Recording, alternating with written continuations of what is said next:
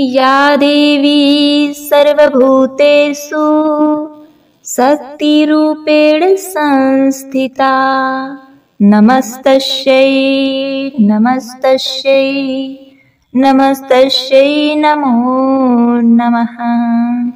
ओम दुम दुर्गाय नमः। जय माता दी। प्रिय भक्तों, आपके अपने YouTube चैनल प्रियंका धर्म गंगा में आपका बहुत बहुत स्वागत है। माता भगवती की कृपा आप और आपके पूरे परिवार पर सदा बनी रहे। नवरात्रि में माता दुर्गा की आराधना करने से समस्त प्रकार के मनोकामनाएं पूर्ण हो जाती हैं। नवरात्रि में जब हम माँ भगवती की आराधना करते हैं तो अपने घर में चौकी की स्थापना करते हैं। चौकी पर कलश की स्थापना की जाती है। माँ भगवती को विराजमान किया जाता है और उसके साथ ही अखंड दीपक प्रज्वलित करते हैं। नवग्रह बनाते हैं, मृत्तिका बनाते हैं, बोते हैं। तो इस तरह से माँ दुर्गा की नवरात्रि में पूजा आराधना की जाती है, जो कि श्रेष्ठ विधि है नवरात्रि पूजन की, माँ भगवती के पूजन की। क्योंकि जब हम कलश की स्थापना अपने घर में करते हैं तो उस कलश में हम सभी देवी देवताओं का आवाहन करते हैं और जो प्रतिदिन हम पूजा करते हैं तो माँ भगवती दुर्गा के साथ साथ सभी देवी देवताओं की पूजा एक साथ हो जाती है।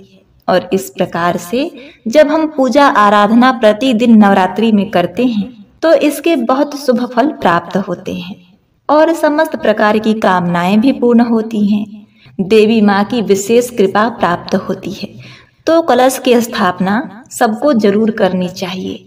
लेकिन अगर किसी भी कारणवश आप कलश की स्थापना नहीं कर पाते हैं, आपके पास समय ना हो, क्योंकि जब घर में हम चौकी की स्थापना करते हैं, कलश की स्थापना करने के बाद जब हम अखंड दीप प्रज्वलित करते हैं तो ऐसे में घर को खाली नहीं छोड़ना चाहिए। यह भी शास्त्रों में लिखा गया है।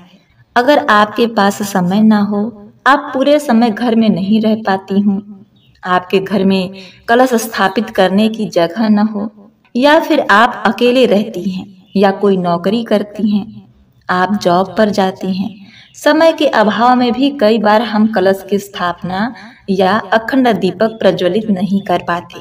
तो ऐसे में किस प्रकार से माँ भगवती की आराधना करें बिना कलश स्थापित किए और बिना अखंड दीप प्रज्वलित किए? किस प्रकार से हम नवरात्रि में पूजन करें और किस मंत्र का जाप करें जिससे कि मन की समस्त कामनाएं पूर्ण हों और नवरात्रि व्रत का, नवरात्रि की पूजा का हमें समस्त लाभ प्राप्त हो? तो आज की इस वीडियो में आपके इसी सवाल के बारे में हम बात करेंगे, इसी विषय में हम चर्चा करेंगे। तो प्रिय भक्तों, वीडियो को पूरा जरूर देखिए और अगर आपको आज की वीडियो अच्छी लगी तो लाइक जरूर कीजिए और अपने दोस्त और रिश्तेदारों के साथ इसे शेयर जरूर करें। अगर अभी तक आपने हमारे चैनल प्रियंका धर्म गंगा को सब्सक्राइब नहीं किया है तो कृपया सब्सक्राइब करके बेल बटन को जरूर दबाएं। इससे हमारे आने वाली नई वीडियो की जानकारी आपको सही समय पर प्राप्त हो जाएगी। तो सबसे पहले मैं आपसे कहना चाहूंगी कि बिल्कुल भी मन से निकाल दीजिए कि अगर आप कलश की स्थापना नहीं करते, अखंड दीप प्रज्वलित नहीं करते, अगर आप अलग से स्थान देकर चौकी स्थापित नहीं कर सकते तो आपकी पूजा पूर्ण नहीं मानी जाती या आपकी पूजा का आपको फल प्राप्त नहीं होता। क्योंकि शास्त्रों के अनुसार किसी भी पूजा के लिए सामग्री से ज्यादा हमारे भावों की आवश्यकता होती है। हमारे भाव, हमारी श्रद्धा, हमारा समर्पण कितना अधिक है अपने इष्ट के प्रति, यह सबसे ज्यादा महत्वपूर्ण होता है। क्योंकि हमारे भावों का, हमारे समर्पण और श्रद्धा का ही हमें फल प्राप्त होता है। पूजा की विधि, पूजा की सामग्री तो एक माध्यम है ईश्वर के प्रति हमारा भाव व्यक्त करने के लिए। तो आज की वीडियो में मैं आपसे बात करने वाली हूँ कि बिना कलश स्थापित किए, बिना अखंड दीप प्रज्वलित किए और बिना माँ की चौकी लगाए आप किस प्रकार से अपने घर में छोटे से मंदिर में ही माता रानी को स्थापित करें, उसमें माँ दुर्गा की पूजा आराधना करें, जिससे कि नवरात्रि का संपूर्ण फल आपको प्राप्त हो। आप व्रत करते हो तब भी इस विधि से ही आप पूजा करेंगे। आप बिना व्रत किए भी इस विधि से पूजा आराधना कर सकते हैं। मतलब किसी भी प्रकार का आपको मन में संशय नहीं रखना है। संपूर्ण जानकारी आपको प्राप्त होगी, नवरात्रि के व्रत का भी और पूजन का भी।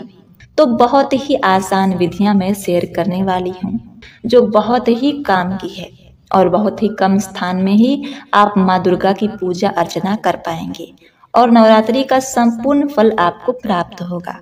तो सबसे पहले बात करते हैं नवरात्रि के प्रथम दिन आपको पूजा किस प्रकार से करनी है और इस प्रकार से आपको प्रतिदिन पूजा करनी होगी।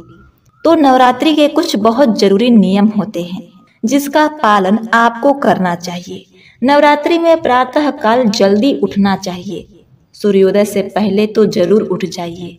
उठकर स्नान आदि नित्य क्रिया से निवृत्त हो जाइए और स्नान आदि करने के बाद लाल या पीले वस्त्र धारण कीजिए। लाल वस्त्र माँ भगवती दुर्गा जी को प्रिय होता है। माँ भगवती दुर्गा की कृपा पाना चाहते हैं, सुख समृद्धि पाना चाहते हैं, अपने परिवार की सुरक्षा चाहते हैं, तो ऐसे में हमें सात्विक रंगों का प्रयोग वस्त्रों के लिए भी करना चाहिए, जैसे कि लाल, पीले, हरे, गुलाबी, हल्के रंग के वस्त्र धारण करने चाहिए। काले और नीले वस्त्र का त्याग करना चाहिए, ऐसे वस्त्र को धारण नहीं करना चाहिए। इस बात का पूरे 9 दिन तक ध्यान रखें। तो आप साफ सुथरे वस्त्र धारण करके और उसके बाद सर्वप्रथम सूर्य देव को जल अर्पित कीजिए। उसके बाद अपने घर के मंदिर में आ जाइए। मंदिर में आकर सर्वप्रथम सभी देवी देवताओं को प्रणाम कीजिए। जितने भी मंदिर में आपने देवी देवताओं को विराजमान कर रखा है, सबको प्रणाम कीजिए। उसके बाद माँ दुर्गा के सामने शुद्ध घी का एक दीपक प्रज्वलित कीजिए और आसन बिछाकर बैठ जाइए और थोड़ा सा जल लेकर अपने ऊपर भी, आसन के ऊपर भी छिड़क लीजिए। थोड़ा थोड़ा गंगा जल मिश्रित जल का छिड़काव कर लीजिए, जिससे कि वहाँ जो स्थान है वह शुद्ध हो जाए। उसके बाद आप पूजा आरंभ करते हैं। तो किसी भी पूजा में सर्वप्रथम भगवान श्री गणेश का पूजन किया जाता है। तो भगवान गणेश का मन में ध्यान करते हुए उन्हें धूप, दीप, पुष्प आदि अर्पित करें। उसके बाद माँ दुर्गा की पूजा करें।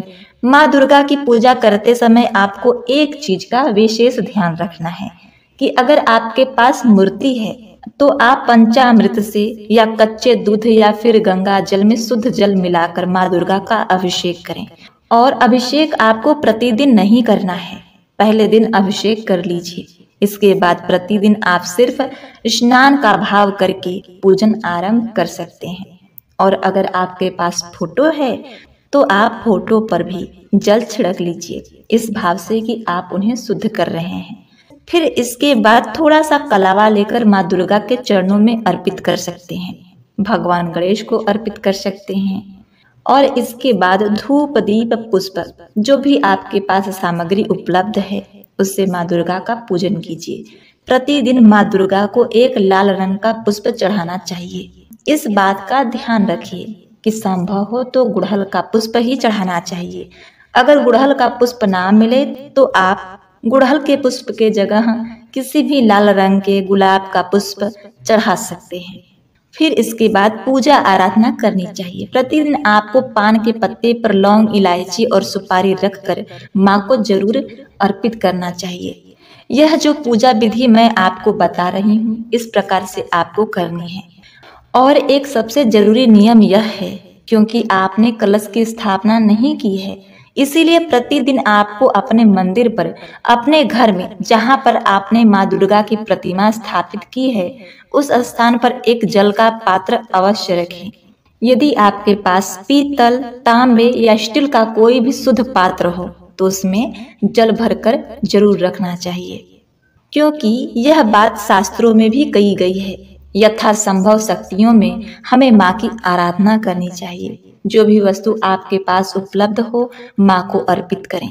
जब आप जल का पात्र रखते हैं तो उस जल के पात्र में एक लाल पुष्प डाल देना चाहिए। घर का प्रत्येक सदस्य माँ की पूजा आराधना नहीं कर पा रहा है तो अगर प्रतिदिन इस जल का दर्शन मात्र कर लेता है तो उसका दिन शुभ होता है और उन्हें पूजा का पूर्ण फल प्राप्त होता है। तो घर के प्रत्येक सदस्य को इस जल के पात्र का दर्शन अवश्य करना चाहिए और यह जल का पात्र प्रतिदिन बदल दें। जैसे कि जो जल आप आज रख रहे हैं वह कल किसी गमले में डाल दीजिए। दूसरा जल भरकर इसी प्रकार से लाल पुष्प डालकर आप माँ के सामने अगले दिन सुबह रखिए। तो माँ दुर्गा के सामने प्रतिदिन जल का पात्र अवश्य होना चाहिए। प्रतिदिन सुबह शाम दोनों समय घी का दीपक अवश्य प्रज्वलित करें। घी का दीपक कम से कम इतने समय तक जरूर प्रज्वलित रहे जितनी समय तक आप पूजा आराधना कर रहे हैं।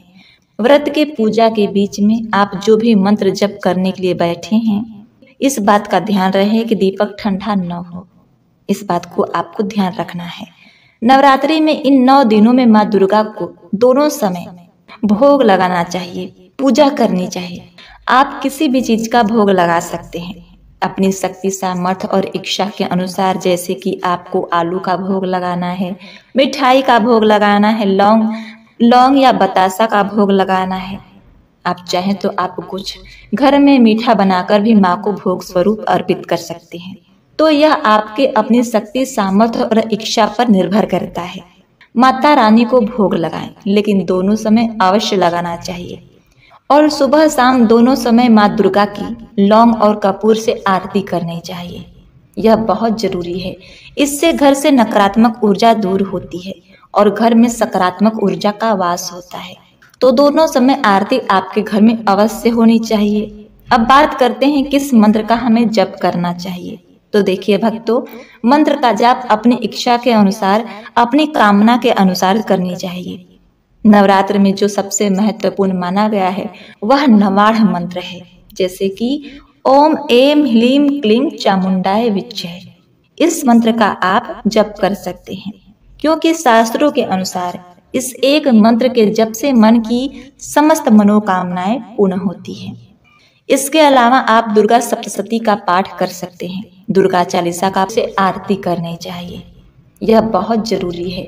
इससे घर से नकारात्मक ऊर्जा दूर होती है और घर में सकारात्मक ऊर्जा का वास होता है।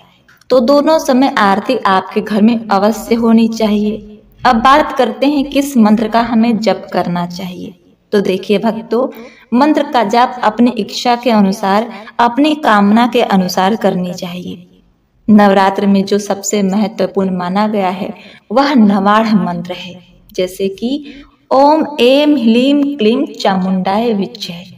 इस मंत्र का आप जप कर सकते हैं, क्योंकि शास्त्रों के अनुसार इस एक मंत्र के जप से मन की समस्त मनोकामनाएं पूर्ण होती हैं। इसके अलावा आप दुर्गा सप्तशती का पाठ कर सकते हैं। दुर्गा चालीसा